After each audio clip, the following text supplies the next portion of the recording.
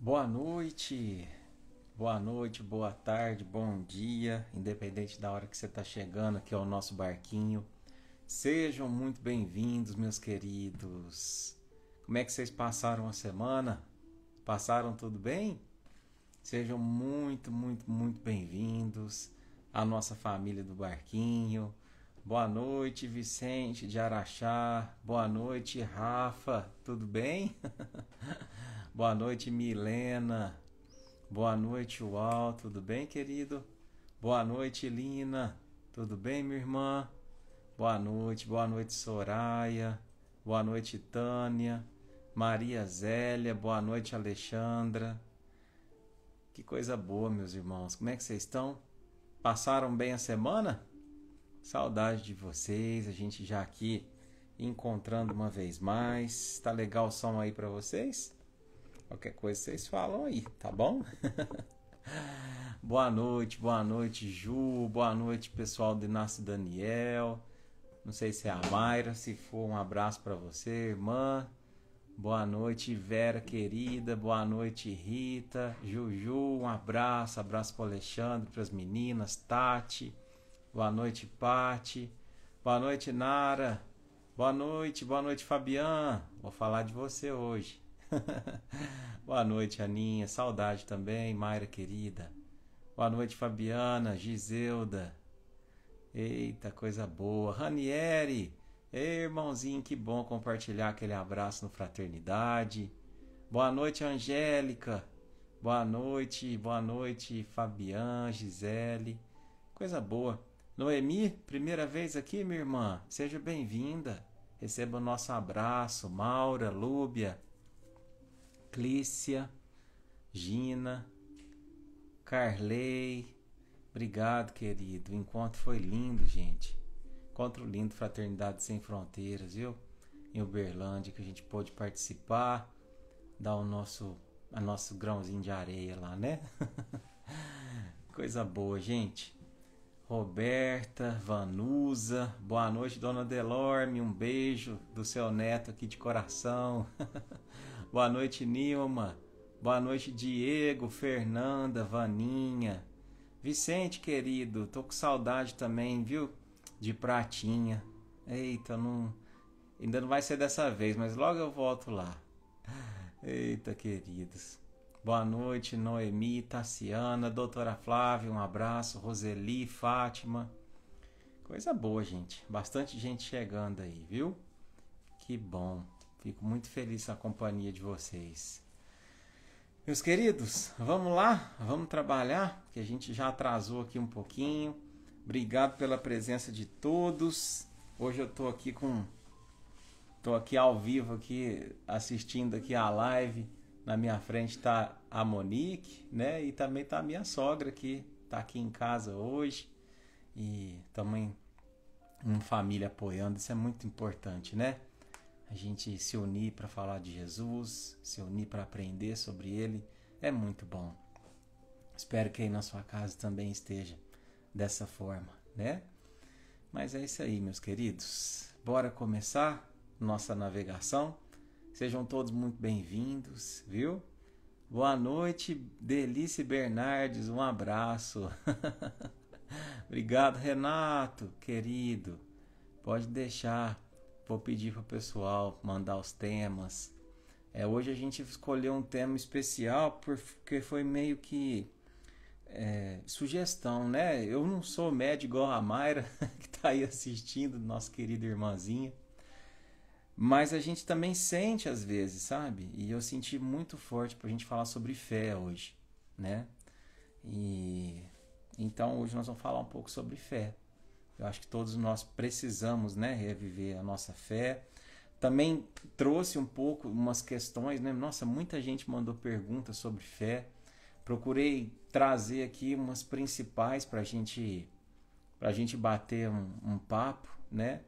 Mas eu acredito que dentro das que a gente trouxe, a gente vai conseguir aí abarcar quase todas as outras, né? Porque os temas giram em torno dela, tá bom? Bora lá, gente. Vamos começar? Então, nesse instante, vou pedir para que todo mundo Para que todo mundo feche os olhos. Preparou sua aguinha aí? Se você não preparou, corre lá, pega um copinho de água. Vamos pedir para que Jesus e a espiritualidade amiga nela coloque um remedinho. E nesse instante a gente possa ir acalmando nosso coração. Vamos nos desligar de tudo que a gente está fazendo, porque é um momento tão especial para a gente se conectar com Jesus. Quantas vezes, né, a gente pede para Ele e Ele para tudo que está fazendo para nos ouvir, para nos atender. Então esse é o momento da gente ouvi-lo. Às vezes a gente pede tanto, né? E é o momento em que Ele sopra no nosso ouvido baixinho, porque Jesus tem um respeito enorme por nós. Então é preciso estar atento para ouvi-lo, né? Então, feche teus olhos, abre teu coração. Obrigado, Senhor, pela oportunidade de mais uma vez navegar pelas águas do teu Evangelho, das tuas lições, que ultrapassam o limite das religiões humanas, que vai no limite da fé. Fé nesse encontro, fé na tua presença, fé de que somos merecedores da tua companhia, por mais pequeninos que somos. E é por isso mesmo que a gente precisa tanto da tua companhia.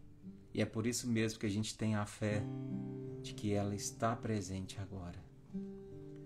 Então, eleva o seu pensamento a todos aqueles que necessitam. Eleva o teu pensamento, sai do teu corpo, desse corpo material, se olha como um espírito numa experiência terrena, para que fortaleças tua fé. Durante essa canção, repousa tua cabeça no colo do Cristo e olha nos olhos dele ao longo dessa música. Não perca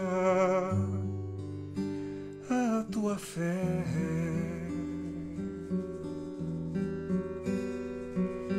Entre as sombras do mundo, o teu lar,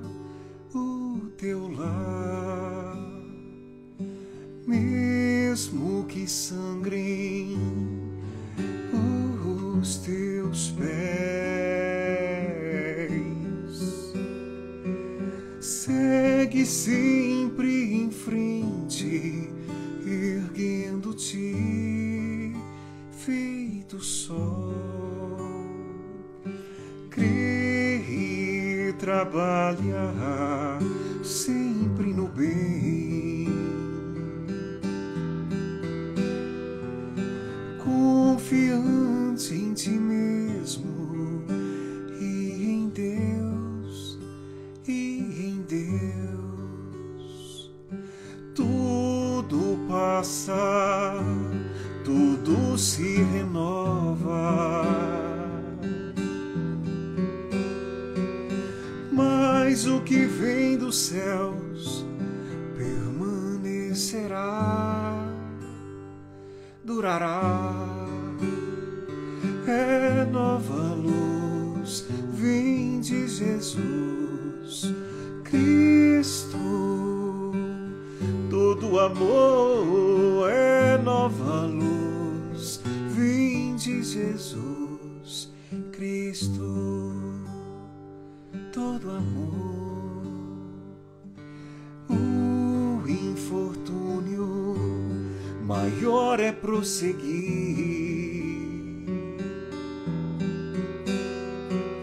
vivendo a privação da fé, sem perceber a luz celeste que se irradia de cada um de nós. E leva, pois, teu olhar e caminha. Luta e serve, aprendia. Adianta-te, brilha a alvorada, além da noite. Ergue tuas asas rumo aos céus azul. É nova luz, vinde Jesus Cristo. Todo amor é nova luz, vinde Jesus Cristo.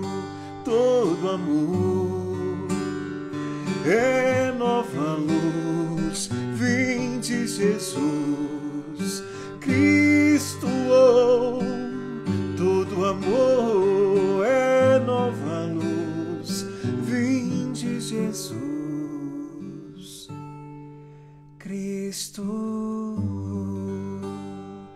Todo amor, não perca a tua fé.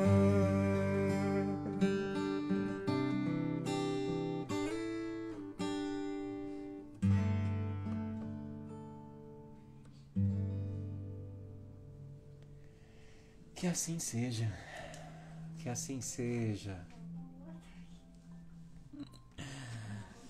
Meus queridos, boa noite a todos, boa noite, meus irmãos. Que alegria poder contar com a sua presença uma vez mais. Que alegria poder contar com você, remando ao nosso lado nesse barquinho, que tanto tem ajudado a transformar nossas vidas, né? Quero agradecer imensamente pelo carinho de todos que eu recebi em Uberlândia, né? Tantas pessoas de tudo quanto é cantinho do Brasil, né? Dizendo que navega junto com a gente no barquinho. Gente, como me fez feliz, como me fez bem, né? E eu fico extremamente honrado e emocionado de poder fazer parte da sua vida, né? De poder, junto com Jesus, junto com Maria, fazer parte pelo menos de uma horinha da sua semana. E com isso a gente olhar para dentro de nós com uma forma carinhosa, com uma forma amorosa, olhar para um Deus de amor, né? Para que a gente possa ir a estar cada dia mais perto dele, né? É isso aí, meus queridos.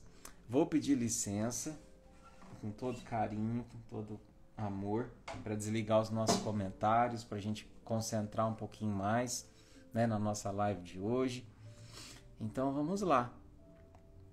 Depois eu volto, tá? Pra gente ligar os comentários de novo, pra gente, todo mundo participar. Então vamos lá, meus queridos. Antes, só mostrar uma coisa pra vocês. Olha que lindo. Apanhei pra vocês, ó. Uma rosinha linda, né? Uma roseirinha que tem aqui em casa, ó. Né? É na canequinha da fraternidade, ó. Tem uma criancinha africana aqui orando conosco. Então vamos lá. O tema da nossa live de hoje é pequenininho. Confia em Deus. Confia em Deus. E diz assim: sejam quais forem as aflições e problemas, confie em Deus, amando e construindo, perdoando e amparando, porque Deus, acima de todas as calamidades e de todas as lágrimas, te fará sobreviver, abençoando-te a vida e sustentando-te o coração. Mei. Essa mensagem é de Mei. A mesma que compôs, né, que escreveu a letra dessa canção que eu acabei de tocar para vocês, que foi adaptada pelo meu querido irmão Maurício Keller, né, mas de uma mensagem de Meimei. E De Luca fala assim conosco: Jesus nos apresentou Deus como um Pai amoroso. Estou falando não apenas do Pai de Jesus, mas de nosso Pai. Sim, você não é um filho sem pai. Você não está abandonado no mundo. Seu pai não sumiu, não desapareceu, como fazem muitos pais terrenos, tão logo tomam conhecimento de que a companheira está grávida.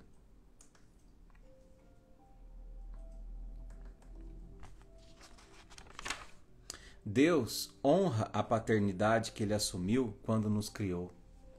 Exatamente neste momento, Deus está com a sua certidão de nascimento nas mãos. Está preocupado com você. Está pensando em como lhe ajudar. Ele o ama. Você não precisa conquistar o amor de Deus. Você já o tem. Seu pai é Deus. Conhece você pelo nome. Sabe até a quantidade de fios que tem na sua cabeça. E sendo ele o Criador do universo, está acima de todas as tragédias humanas e não deixará que você se torne um derrotado. Mas, para isso, você precisa confiar nele e prosseguir seu caminho, fazendo sempre o melhor ao seu alcance. Jesus não recusou a própria cruz.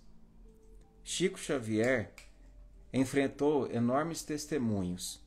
Todos os grandes benfeitores da humanidade passaram por muitas dificuldades, mas todos sabiam que o sofrimento compensava a vitória que os aguardava.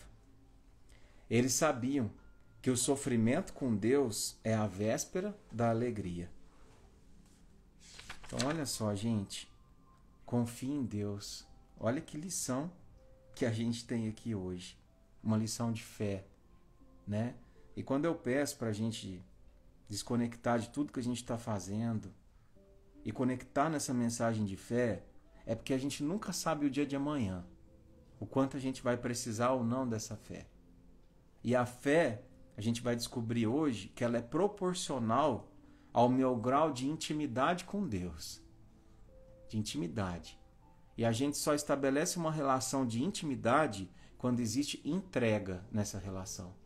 Quando eu estou à disposição dessa relação. O quanto você está disposto a ter essa relação? O quanto você investe nela? O quanto você está por inteiro quando a gente está falando sobre Jesus? Quando a gente está falando sobre Deus?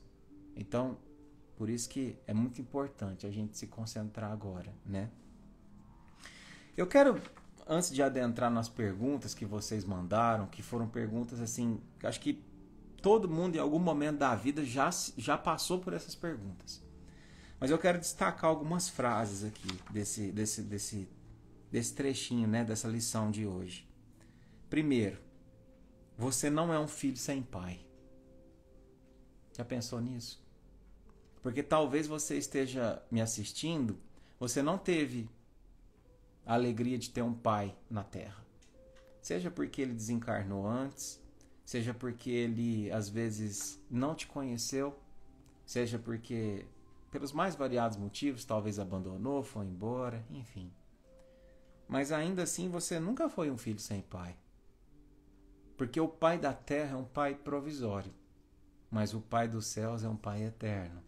Então, entenda, em primeiro lugar, que você não é um filho sem pai. Isso significa que jamais o abandono teve razão de sequer existir no teu pensamento.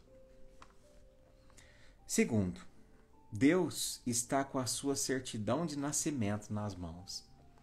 Eu acho, às vezes, né, eu fico pensando, o Theo tá chegando, né? Em janeiro, se Deus quiser, ele chega.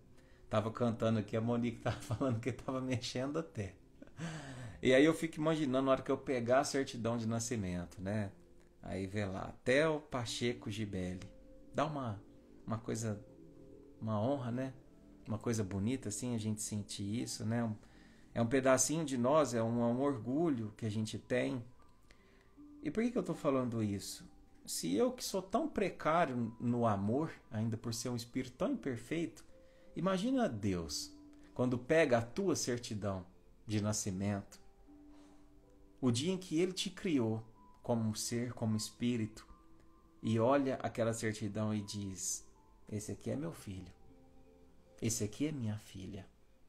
O amor que Ele tem por esse pequeno gesto, ao saber que você, Maria, que você, Susana, que você, Marta, que você, Cris, que você, João, que você, Marcos, que você, Tiago, é filho dele. É filho dele. Então, ele te ama. E talvez a coisa mais importante dessa lição seja: você não precisa conquistar o amor de Deus. Você já o tem. Isso é libertador. Porque às vezes, diante do que a gente escolhe na vida, e nem sempre a gente escolhe bem, a gente pensa que Deus deixou de nos amar. Eu recebi algumas perguntas, né, de uma irmã, inclusive, dizendo que diante do que ela tinha feito, ela não era mais merecedora do amor de Deus. E de que ela já tinha cansado de si mesma, de tanto errar. Deixa eu falar, a gente pode até cansar de nós mesmos, mas Deus não cansa da gente. Deus não cansa da gente. Deus não condiciona o amor dele a se você é bonzinho ou se você é malzinho, né? É claro que ele, como ama, não nos isenta de arcar com as consequências das nossas más condutas, mas ele jamais abandona, né? Por quê? Porque o amor dele é incondicional. Então, esqueça essa ideia de que talvez por um erro Deus não te ame mais. Pelo contrário, é aí que ele te cuida, que ele te olha, que ele tutela. Porque especialmente para aqueles mais doentes é que o médico mais se faz. E por fim,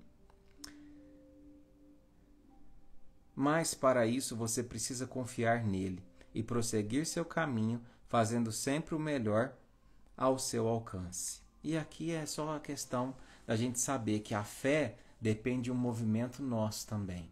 Tem aquela musiquinha que fala: andar com fé eu vou, que a fé não costuma falhar. Então é um movimento nosso também, né? E agora a gente vai entrar nas questões que vocês trouxeram, né?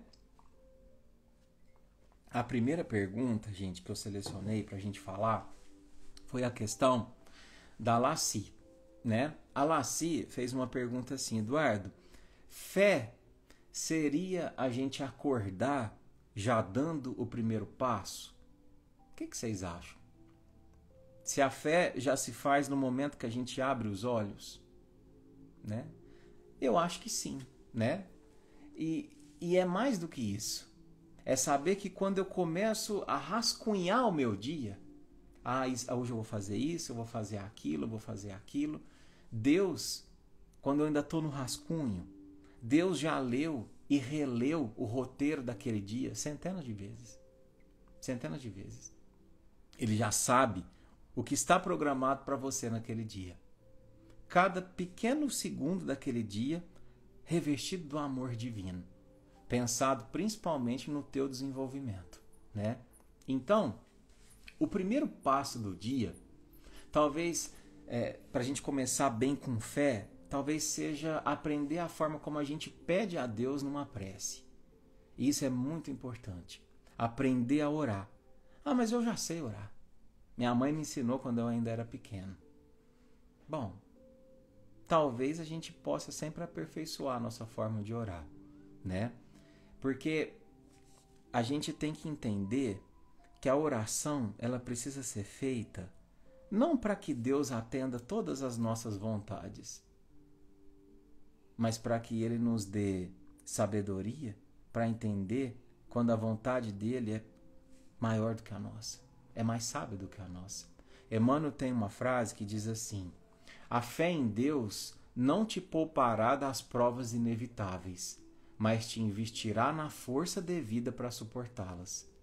Então, às vezes, meus irmãos, o que a gente precisa é pedir para que Deus nos dê a força para evitá-las, para suportá-las, né? Senhor, eu não sei o que eu vou passar nesse dia, e talvez seja um dia difícil, mas eu te peço desde agora a força para poder passar o que precisa ser passado, né? Então, fé não é a gente ficar pedindo o que a gente quer. Fé é a gente entender que aquilo que Deus está nos dando é o que a gente realmente precisa. É o que a gente realmente precisa. Porque Ele é amor. Porque eu não preciso conquistar o amor de Deus. Lembra? Eu já o tenho. Eu já o tenho. Então não esqueça disso. Segunda questão que eu quis trazer aqui pra gente, né? É uma questão do Bruno. E eu acho que todo mundo já se perguntou isso em algum momento. Eduardo, como ter fé em uma sociedade cada vez mais evoluída, sendo que ela está cada vez mais moralmente desvirtuada, né? É o famoso, aquela conversa que a gente escuta, né? Esse mundo tá perdido. Eu não sei onde esse mundo vai parar. Esse mundo tá cada vez pior, né? Engraçado que uma vez eu fiz uma palestra sobre esse tema. Já faz uns 5 anos, né? Sobre o quanto é real ou não essa ideia da gente dizer que o mundo está cada vez pior, né? E naquela ocasião, estava relendo as anotações daquela vez, eu cheguei, né, a várias conclusões. A primeira delas é que a gente talvez tenha uma falsa impressão de que o mundo está cada vez pior e que é difícil ter fé numa sociedade mais evoluída, primeiro pelo que a gente assiste, pelo que nos noticiam. Porque cá para nós, o que dá ibope, gente? Vamos ser sinceros, tá? Eu vou falar 2 chamadas aqui para vocês. Primeira delas, grupo de igreja deixa a igreja de madrugada e vai servir sopa a moradores de rua. Beleza? Deu vontade de clicar? Segunda, grupo é assaltado e morto durante passeata. Qual que deu vontade de clicar? Nós estamos aqui para ser sinceros. E olha que nós estamos num momento de vigilância. No momento onde o nosso coração está vigilante. Mas no dia a dia, quando a gente se depara com essas notícias ruins, o nosso instinto é sim procurá-las. E atrás de um clique existe uma cifra de dinheiro. Quanto mais eu clico naquela notícia, mais dinheiro um site ganha, por exemplo. Por quê? Porque eles ganham por isso. Quanto maior a procura, maior o valor que eles cobram pela publicidade, por exemplo, né? Mas a questão é, por que a gente se conecta com questões negativas, Eduardo, com notícias ruins? Por que a gente tem essa propensão? Por 2 motivos. O primeiro é de preservação da espécie. É uma coisa meio fisiológica mesmo, né? Uma coisa de evolução mesmo, antropológica. A notícia ruim, né? Vamos imaginar, ela liga dentro de nós um mecanismo de alerta. Então, se você de repente viu, né, que em determinado lugar está muito violento ou que está tendo um surto de doença, tal, aquilo faz com que você ligue um mecanismo de alerta e tenha uma prevenção. Eu não vou passar lá em determinado horário, eu vou evitar essa situação, eu vou colocar uma máscara, é isso e aquilo. E esse é o lado bom. Esse é o lado bom, a preservação da espécie, da notícia ruim. Mas tem um lado que não é tão bom, que esse é o lado que mais prevalece, né? Temos essa, vamos falar assim, essa preferência por notícias ruins, muitas vezes por questão de afinidade espiritual, né? E aqui eu não estou falando que a gente é ruim. Ninguém aqui é ruim. A gente ainda é frágil moralmente. A gente ainda vem das nossas últimas encarnações, levando em conta, por exemplo, que a gente demore aí 100 anos, vamos colocar uma média, para a gente poder reencarnar novamente. Há 100 anos atrás, na nossa última encarnação, a gente escravizava pessoas. 1888, por exemplo, né? 100, 150 anos atrás. Então, era normal. E se a gente for voltar 300 anos atrás, a gente vai se deparando com situações cada vez mais bárbaras por dia de hoje. Então, vocês percebam que o nosso espírito, por muito tempo, vivenciou situações que hoje são inaceitáveis. Inaceitáveis. Situações de violência, situações de abuso, situações de tudo quanto é coisa negativa, né? Mas a gente ainda tem uma ligação com isso, porque ainda nos atrai, porque ainda é comum para o nosso espírito. Então, é um movimento. É um movimento que a gente tem que fazer, de policiar. Policiar.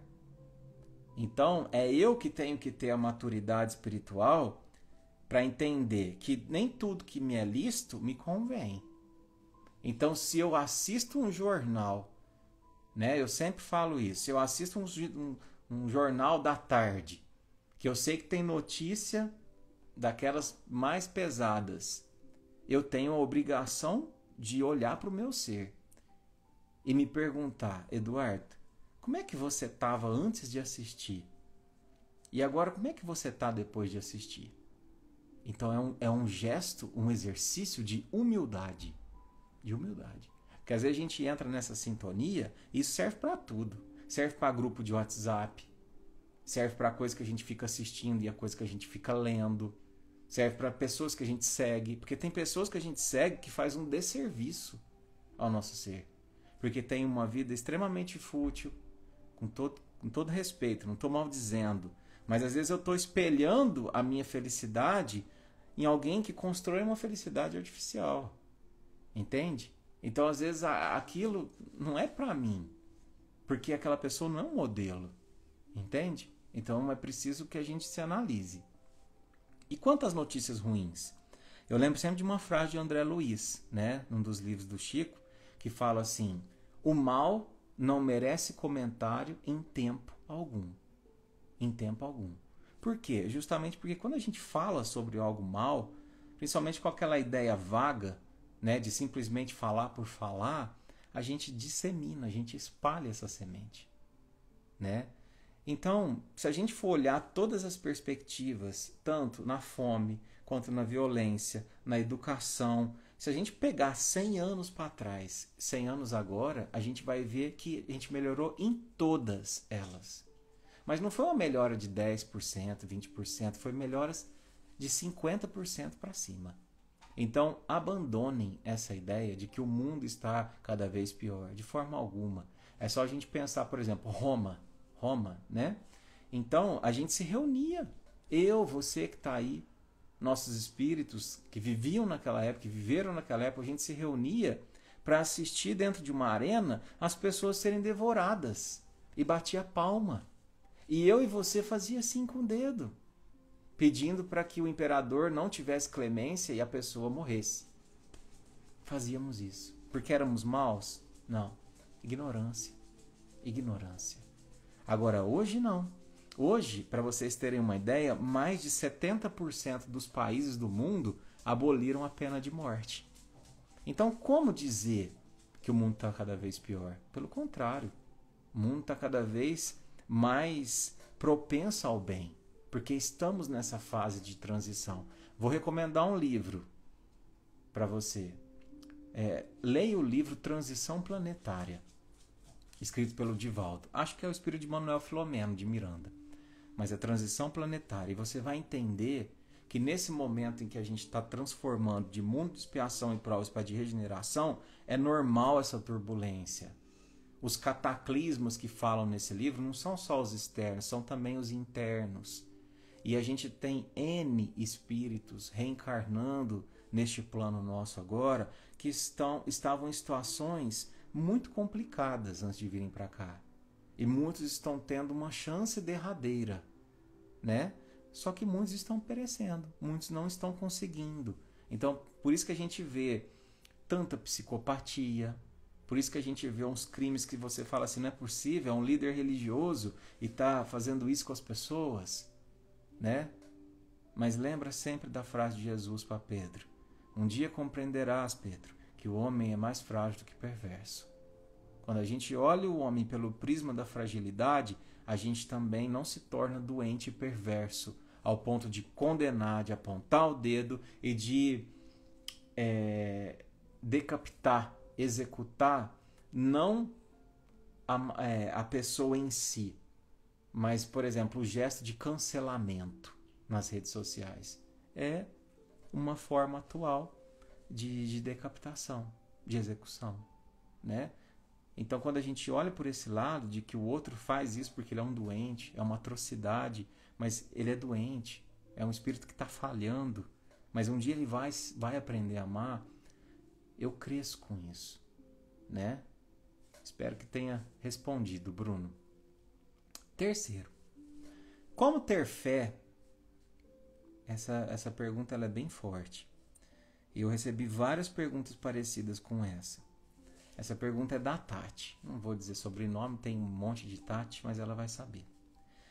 Como ter fé depois de perder o meu esposo num acidente de trânsito violento? Estou desacreditada de Deus. Bom, minha irmãzinha querida, né? Em primeiro lugar, eu quero dizer que eu respeito imensamente e quero que você receba o meu abraço e o meu carinho pelo teu luto, né? Mas eu queria dizer uma coisa. Aqui eu vou trazer um pouquinho para a psicologia, né? Mas na verdade mais para a psiquiatria, né?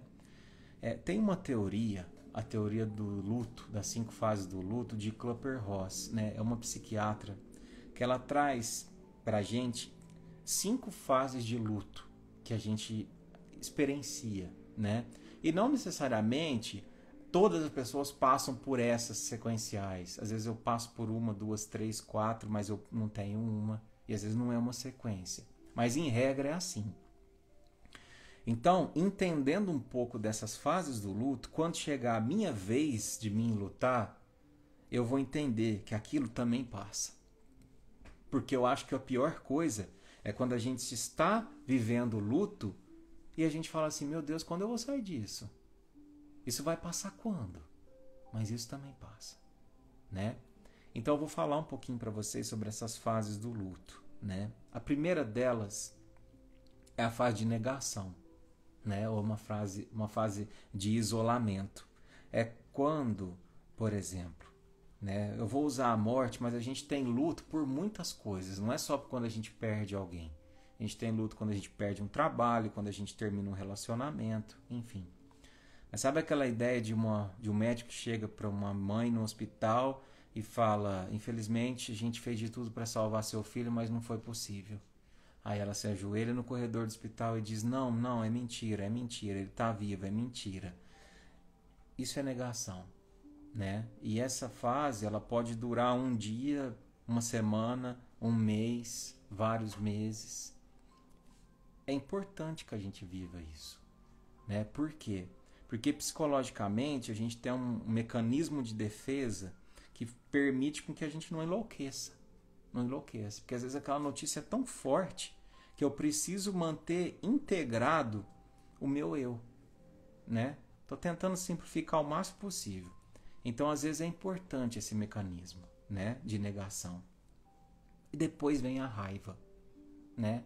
Raiva de si mesmo. Raiva do médico. Raiva de Deus, que no caso é o que está acontecendo com a nossa querida Tati, né? Estou desacreditada de Deus, estou com raiva de Deus, normal. Não é porque você está com raiva de Deus que ele deixou de te amar.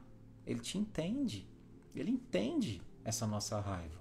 Poxa vida, que mãe que perde um filho e consegue dizer, mas foi uma bênção de Deus, eu sei que tudo é para o meu bem, para com isso. Não sejamos insensíveis. Espíritas, eu sei que a gente tem a compreensão da imortalidade, mas nunca vai num velório e fica falando para a pessoa, mas a morte não existe. Mas daqui a um tempo vocês se encontram. Não é hora disso. Não é hora. É hora de abraçar, é hora de chorar junto, é hora de amar, de respeitar aquilo, né? E a raiva passa. A raiva também passa. Quando ela passa? Quando eu entendo que a lei é de amor. Quando eu entendo, né, isso facilita com que ela passe, que todo mundo tem um período aqui. E que aqui não é uma estação de chegada e partida. É o meio. É o meio. Nosso lar, lembra do livro? Nosso lar. Por que chama nosso lar? Porque é o nosso lar, não é aqui. Aqui é só uma estação, onde a gente para um pouquinho, mas daqui a pouco está subindo de novo, né? Terceiro, é a fase de barganha, né? Que ela fala. Que é quando a gente chora, a gente pede, a gente implora. Sabe, por exemplo, aquela coisa assim, se eu estou com um ente querido internado numa situação séria, eu converso com Deus e falo assim, não, Deus, se eu fizer isso, essa doença vai se curar, se eu fizer aquilo, né? É a fase que a gente faz as nossas promessas com todo respeito, né? A todos, eu também já fiz as minhas promessas, mas é aquela coisa no sentido assim, de querer trocar, sabe aquela troca? E quando que a gente entende e deixa de querer trocar? Quando a gente entende o que de fato é cura. O que de fato é cura. Porque às vezes eu estou pedindo para aquele parente querido, aquele ente querido se curar do corpo, e eu esqueço que a cura não está no corpo. A cura está no espírito. Às vezes ele pode até se curar de um câncer, pode se curar de um acidente, mas às vezes pode continuar sendo a mesma pessoa. Quantos Jesus curou e chorou depois? Porque ele percebeu que a cura tinha sido só do corpo físico.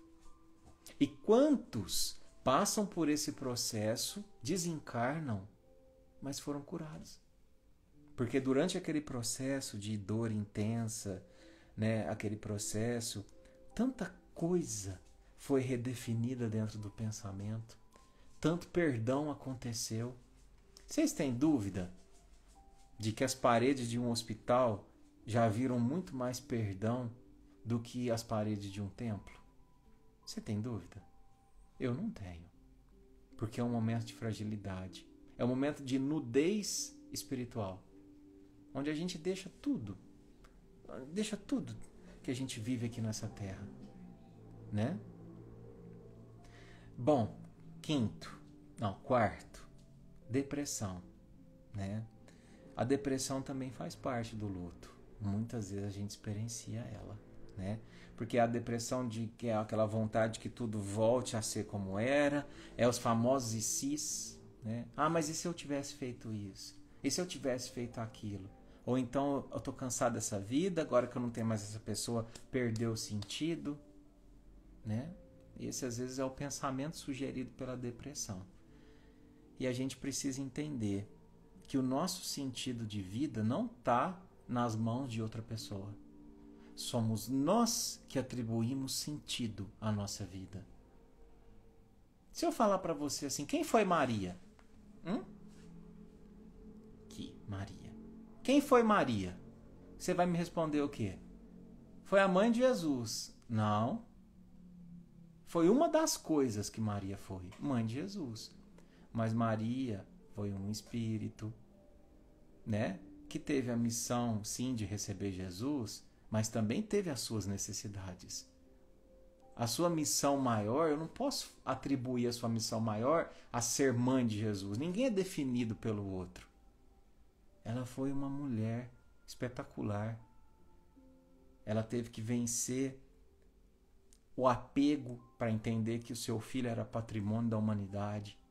Ela teve que ter força para continuar trabalhando e trabalhou muitos anos depois que viu ele morrer injustamente numa cruz, sem poder fazer nada. Mas ela ressignificou e cumpriu o seu papel, o seu destino, e venceu a depressão. Porque em algum momento, não vou dizer que ela ficou deprimida, que ela entrou numa depressão, mas ela teve uma tristeza profunda. Lá no livro Boa Nova a gente pode ver isso. Que quando Jesus desencarna, cada discípulo vai para um canto e ela vai se recolher. Recolhimento. Tudo bem, não tem problema. Não tem problema eu passar um período triste. Não tem problema nenhum, né? Eu não mais sorri como eu sorria antes. Não tem problema. Eu posso aprender uma outra forma de sorrir. Porque eu falar para uma mãe, olha, não, depois que seu filho partir, você vai reencontrar sua felicidade. A gente não sorri mais da mesma forma. Mas a gente aprende outra forma de sorrir. E aí entra a aceitação. E a aceitação, ela não é uma alegria. Não adianta a gente vir e falar assim, nossa, o meu filho morreu, mas hoje eu vejo que foi tudo bom e eu estou alegre. Não. A mãe sempre quer o filho por perto, materialmente. Ele sempre está perto espiritualmente. Mas falar que é uma alegria é muito. É muito. Para nós, que não somos médiums, é difícil, né?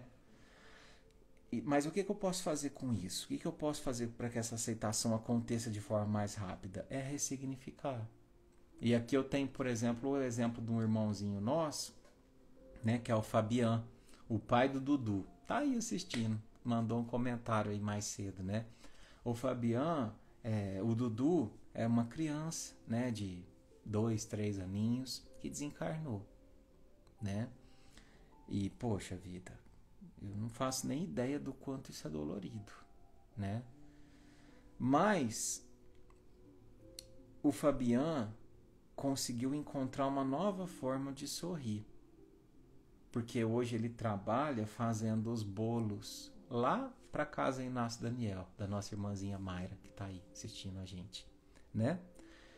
E a Mayra já falou que o Dudu toca o terror por lá, né? Que ele anda aquele instituto e é o líder do bando, né? Das crianças que às vezes passam por lá e fazendo bagunça. Então, assim, gente, é ressignificar, entende? Se a gente não colocar esse amor em movimento, porque quando a gente perde um filho, porque quando a gente perde alguém que a gente ama, é como se toda a nossa canalização de amor, de repente, fosse cortada. E aquela energia se acumula dentro de nós. E amor é fluxo. Ele precisa sair. Ele precisa ser direcionado. Então, perdeu alguém que você ama, tenha paciência com o luto, busque fazer sua parte, busque um auxílio profissional, mas não se esqueça, você precisa canalizar essa energia para algum lugar. Esse amor que você tinha pelo teu ente querido, esse amor que você tinha, ele precisa sair de você. Porque é assim, ó. Entende? É um gesto, ó, cíclico. Ele sai e volta. Sai e volta. E é bendito. E é belo quando a gente entende isso, né? Bom, tem mais uma perguntinha aqui. Eduardo, eu tenho muita fé, mas ainda assim sinto medo. Por que não consigo entregar, confiar e seguir sem medo? Uma perguntinha da Milena, né? Gente, o medo, o que eu queria dizer para vocês? Não tem problema a gente sentir medo, né? O medo, ele é nosso amigo. Tanto é que é uma das emoções básicas. Uma das primeiras coisas que a criança sente é medo. Medo, a alegria, o espanto, né? A tristeza, são coisas básicas e ainda fazem parte do nosso ser espiritual. Se eu não tivesse medo, muito provavelmente eu faria muita coisa que teria um desfecho terrível, catastrófico. Então o medo faz parte. E o medo e a fé, por mais antagônicos que pareçam, eles podem viver juntos. Eles podem e devem viver juntos. Qual que é o problema? É quando o meu medo é maior que minha fé. Esse é o problema. Então o trabalho é no sentido de que tenho medo? Tenho, mas minha fé é maior que meu medo. Entende? Porque aí quem manda em quem? Né? Então perceba algo interessante. Olha que interessante. Tanto a fé quanto o medo, eles dependem que você acredite em algo que você ainda não consegue enxergar. Então por que a gente tem medo normalmente? Eu tenho medo que possa acontecer isso. É algo que já aconteceu? Não. Pode acontecer. Eu não consigo enxergar. E eu tenho fé em quê? Eu tenho fé que possa acontecer isso. Já aconteceu? Não, eu não consigo enxergar. Então, tanto o medo quanto a fé, eles dependem que você acredite em algo que você não consegue enxergar.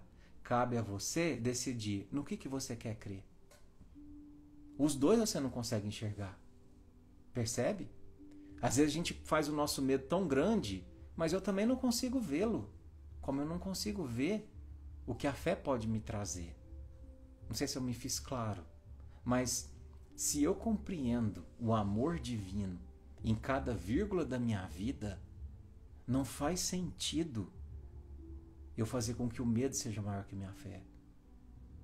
Porque aí deixaria de ser Deus o que Ele é, um Pai de amor. Deixaria de ser aquele que tem a certidão de nascimento do teu filho e conhece ele como ninguém. Para saber, isso aqui ele pode passar, isso aqui ele não pode. Não pode passar, por quê? Porque isso aqui ele não dá conta. Então, olha que coisa linda e libertadora para a gente deixar de ter medo do amanhã.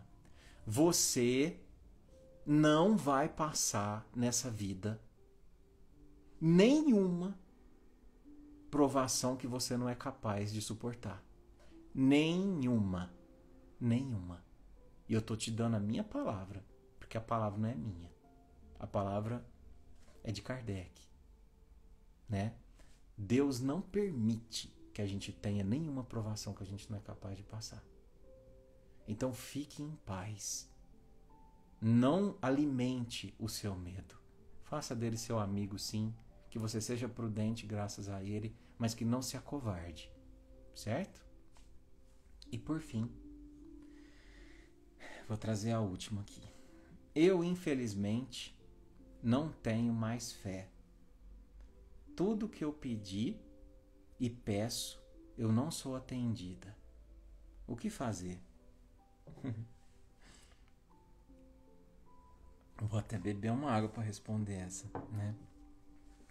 Tadinha, ela inclusive me pediu até desculpa. Eduardo, eu infelizmente não tenho mais fé. Tudo que pedi e peço para Deus, eu não sou atendido. O que fazer? Desculpa. Minha querida, não precisa de você pedir desculpa, de forma alguma.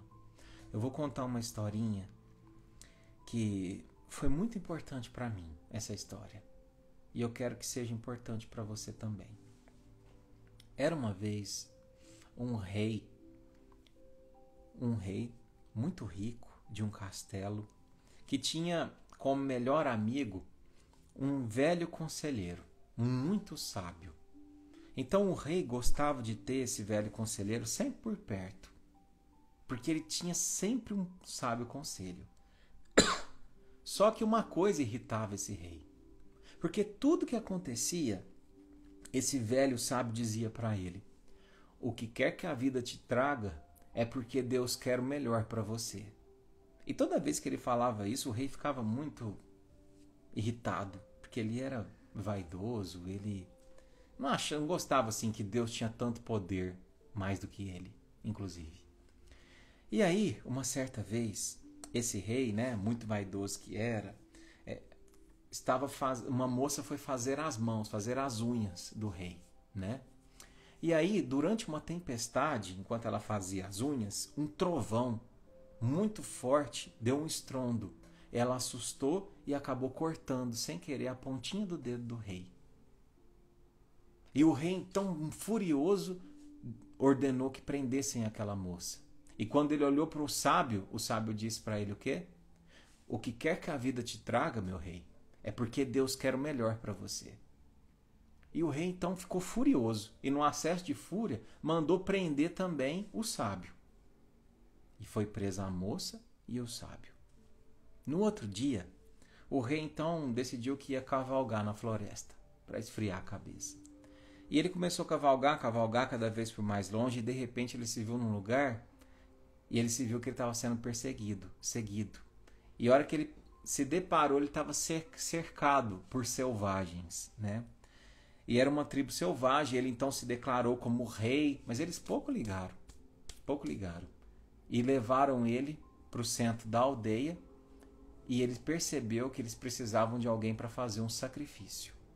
E ele então, enquanto ali ia sendo despido, preparado para o sacrifício, né, para ter sua vida tirada, começou a chorar, chorar, chorar. Mas de repente, um deles, dos selvagens, notou que faltava a pontinha do dedo do rei. E não podia ser sacrificado uma pessoa que não fosse perfeita. Então, mandaram o rei embora, de volta para a floresta. E quando ele chegou no seu palácio, a raiva já tinha passado, ele, envergonhado, pediu que soltasse a moça e o sábio conselheiro. E então, quando ele soltou o sábio conselheiro, ele olhou para o sábio conselheiro e disse: você estava certo, mais uma vez. Graças ao corte no dedo que eu tive ontem, eu não fui sacrificado e perdi minha vida. Mas agora me diga, disse ele ao sábio conselheiro, você passou um dia e uma noite numa cela escura e fedida no subsolo do castelo. Me diga, como é que isso pode ser Deus querendo o melhor para você? Perguntou o rei de forma irônica. E o sábio respondeu: você vê só, meu rei, se o senhor não tivesse me jogado na prisão, eu estaria com você quando você foi atacado pelos selvagens. E eu não tenho nem um pedaço de dedo faltando. Então, meus irmãos, o que eu quero dizer para você, minha irmã, dê tempo ao tempo. Dê tempo ao tempo. Porque às vezes o que a gente pede hoje, a gente só vai entender que não ser atendido realmente é o melhor que nos poderia ter acontecido no dia de amanhã ou de depois da manhã. E para te mostrar isso, para te provar isso, eu trouxe aqui uma folha. Eu vou mostrar para vocês. Vocês sabem o que é isso aqui, ó? Quem já prestou concurso público sabe.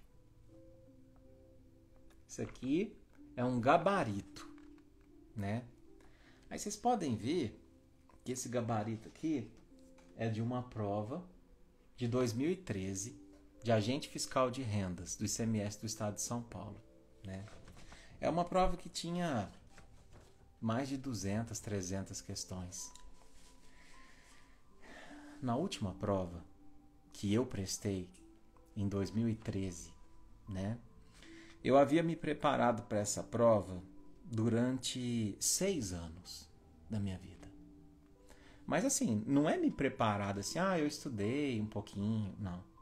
Eu entrava na biblioteca às 7h30 da manhã, ia até meio-dia, ia para casa almoçar, 1h30, 2h eu estava de volta na biblioteca. Ia até mais ou menos umas 5h30, 6h. À noite eu jantava e ia resolver exercício. Então eu estudava por dia umas 8, 10 horas, durante 6 anos. E essa prova, eu só tinha ela de 4 em 4, 5 em 5 anos, mais ou menos. E quando eu prestei essa prova de agente fiscal de rendas, era tudo que eu queria. Só que era só uma chance. Porque se eu não passasse, vai saber quando teria outra. Inclusive até hoje, 10 anos depois, ainda não teve outro concurso. Bom, por que eu estou dizendo isso? Quando eu fiz a primeira, são 3 dias de prova, né? Na primeira prova eu fui muito bem, foi uma das maiores notas. Na segunda prova eu fui razoavelmente bem e a terceira era decisiva, né?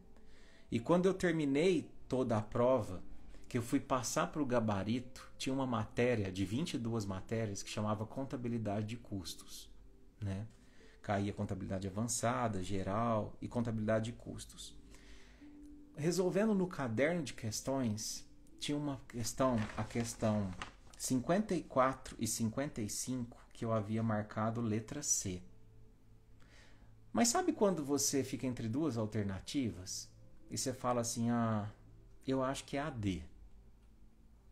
E eu peguei e no gabarito, mesmo tendo marcado no caderno de prova letra C, no gabarito as 2 questões eu pus letra D. E imagina qual que era.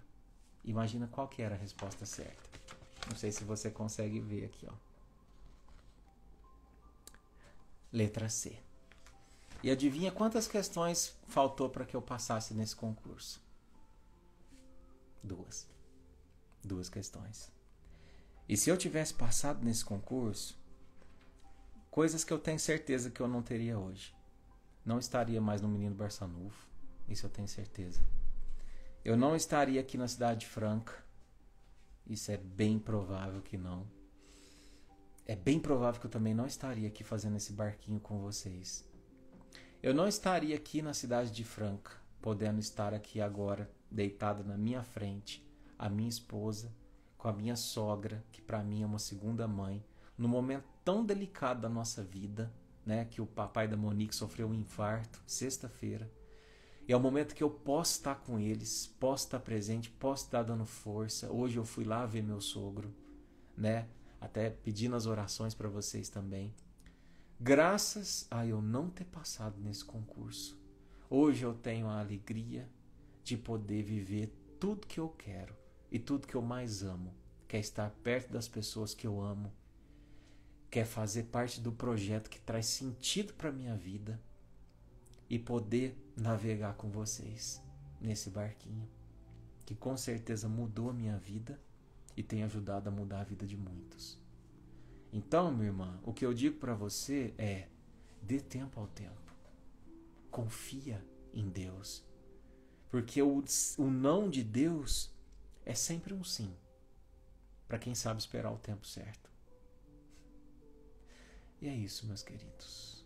A nossa lição de hoje é essa. Eu espero que a gente tenha aprendido um pouquinho mais sobre essa questão da fé. E vamos cantar uma canção para a gente encerrar. Sobre o papai da Monique, né? Sempre vocês pedem prece para nós. Então hoje que eu vou pedir para vocês, né? Ele se chama Delson Pacheco, né? Então se vocês puderem colocar aí ele nas orações, o seu Delson está com a gente aí logo, né? Bem, se Deus quiser, se for da vontade de Deus, que isso aconteça, tá bom? Vamos orar? Vamos cantar? Então vamos lá.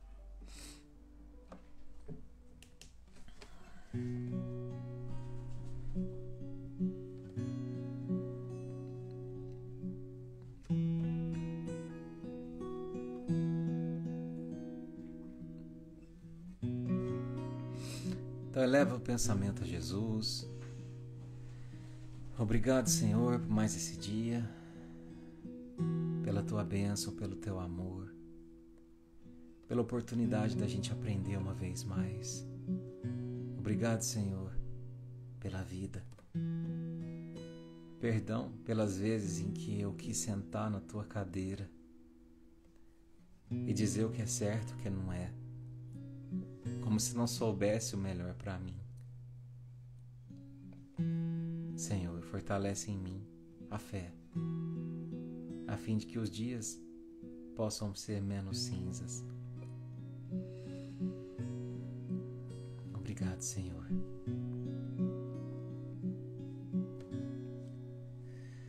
O meu combustível para continuar.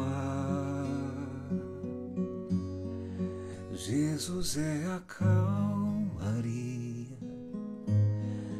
o aconchego dos meus dias, o meu alicerce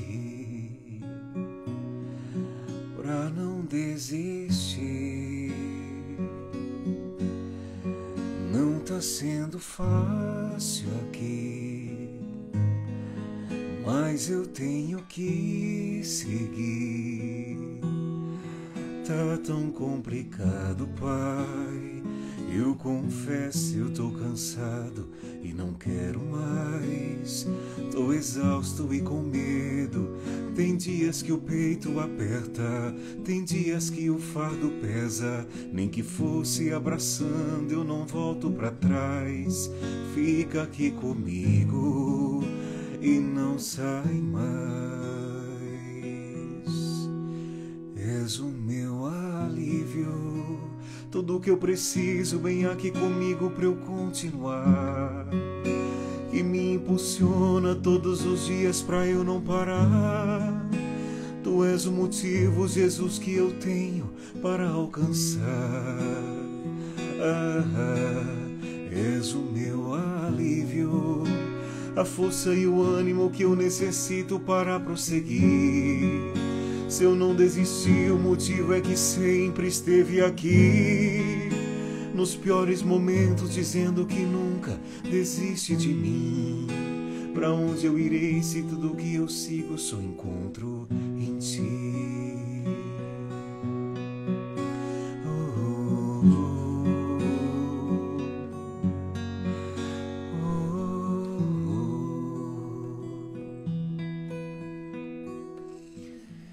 Muita luz, muita paz no seu coração, sabedoria para entender que o não de Deus é sempre um sim disfarçado. Muita paz, nos vemos semana que vem. Um beijo, fiquem com Deus.